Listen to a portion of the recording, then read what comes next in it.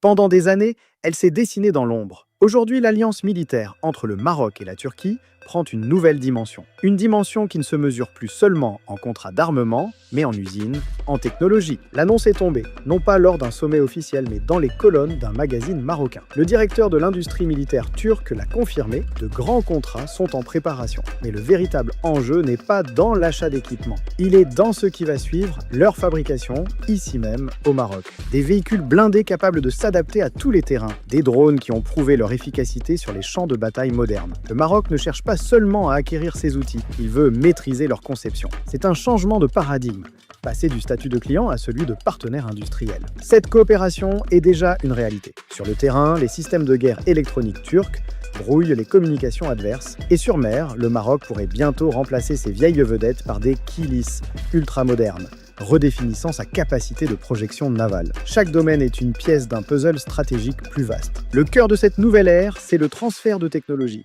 L'accord avec le géant turc Bekar pour la fabrication de drones au Maroc n'est qu'un début. C'est la promesse de créer un écosystème de haute technologie, de former des ingénieurs et des techniciens marocains et de réduire drastiquement la dépendance aux importations. L'ambition ne s'arrête pas là. L'entrée potentielle du spécialiste turc des munitions, Roketsan, sur le marché marocain pourrait permettre au royaume de produire ses propres munitions. Un pas décisif vers l'autonomie stratégique, où la sécurité nationale ne dépend plus des caprices des marchés mondiaux. Officiellement, les deux pays explorant de nouveaux horizons. La défense aérienne avec des systèmes comme le Corkut, la cybersécurité, et même l'espace. Une coopération satellitaire qui offrirait au Maroc une souveraineté informationnelle et un œil infaillible sur une région en pleine ébullition. Alors que les alliances traditionnelles se concentrent souvent sur la vente d'armes, le modèle turc offre une alternative, un co-développement. Dans un monde où la technologie est la nouvelle frontière de la puissance, le Maroc fait un choix audacieux. Il ne se contente pas d'acheter la sécurité,